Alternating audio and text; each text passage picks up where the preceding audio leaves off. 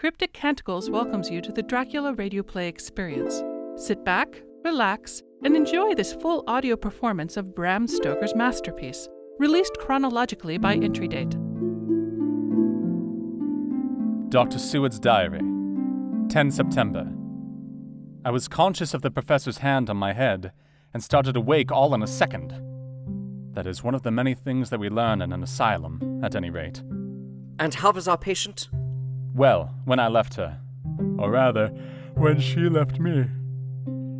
Come, let us see, he said, and together we went into the room. The blind was down, and I went over to raise it gently, whilst Van Helsing stepped, with his soft, cat-like tread, over to the bed. As I raised the blind, and the morning sunlight flooded the room, I heard the professor's low hiss of inspiration, and knowing its rarity, a deadly fear shot through my heart. As I passed over, he moved back, and his exclamation of horror, Gott in Himmel, needed no enforcement from his agonized face. He raised his hand and pointed to the bed, and his iron face was drawn and ashen white. I felt my knees begin to tremble. There, on the bed, seemingly in a swoon, lay poor Lucy, more horribly white and wan-looking than ever. Even the lips were white, and the gums seemed to have shrunken back from the teeth, as we sometimes see in a corpse after a prolonged illness. Van Helsing raised his foot to stamp in anger, but the instinct of his life and all the long years of habit stood to him, and he put it down again softly. Quick, bring the brandy. I flew to the dining room and returned with the decanter. He wetted the poor white lips with it, and together we rubbed palm and wrist and heart. He felt her heart, and after a few moments of agonizing suspense, said, It is not too late. It beats, though but feebly. All our work is undone. We must begin again. There is no young Arthur here now. I have to call on you yourself this time, friend John. As he spoke, he was dipping into his bag and producing the instruments of transfusion. I had taken off my coat and rolled up my shirt sleeve. There was no possibility of an opiate just at present, and no need of one.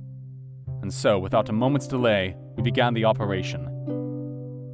After a time, it did not seem a short time either, for the draining away of one's blood, no matter how willingly it be given, is a terrible feeling. Van Helsing held up a warning finger. Do not stir, but I fear that with growing strength she may wake, and that would make danger. Oh, so much danger. But I shall precaution take. I shall give hypodermic injection of morphia.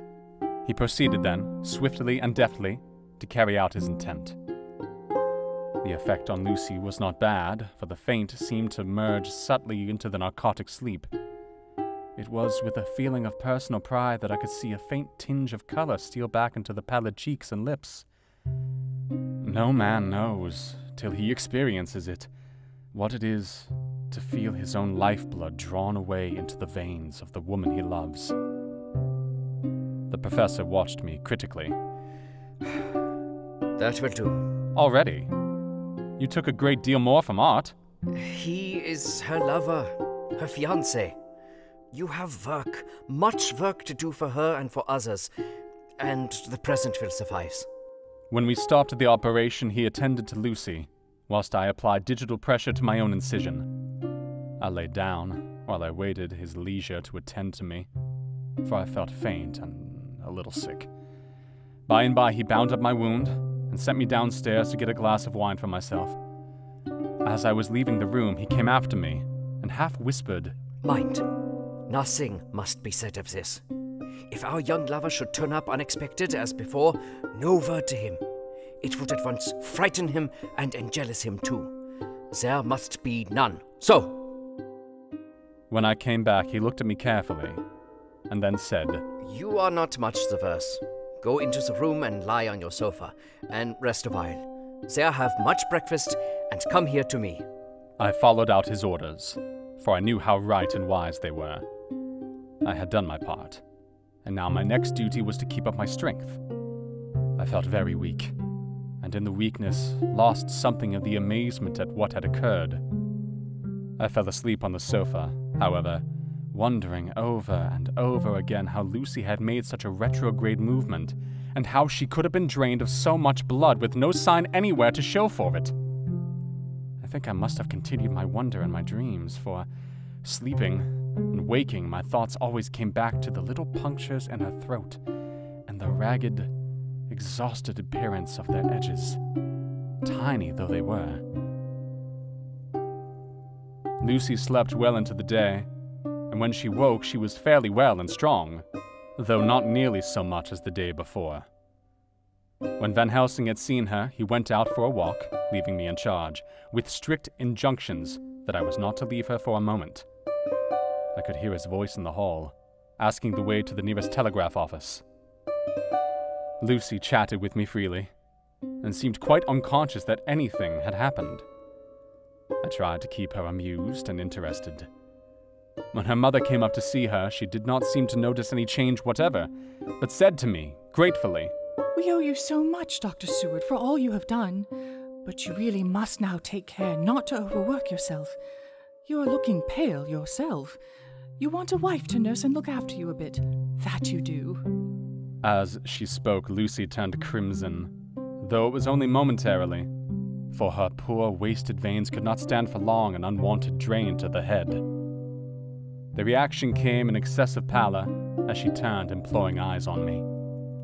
I smiled and nodded and laid my finger on my lips.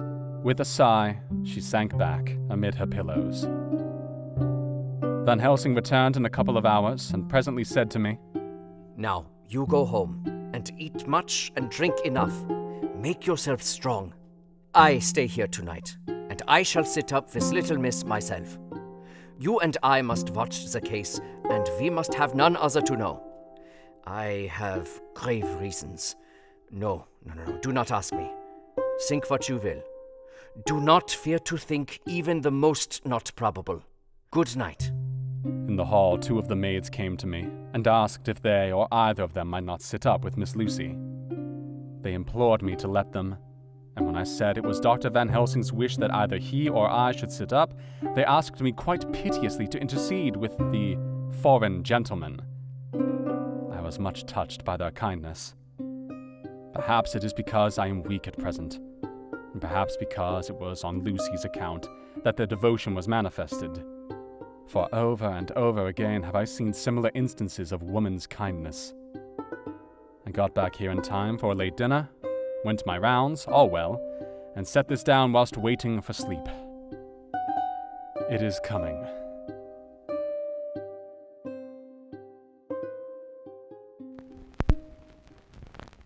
You have been listening to Bram Stoker's Dracula, the radio play, as presented by the Cryptic Canticles. Stay tuned for our next episode at crypticcanticles.com.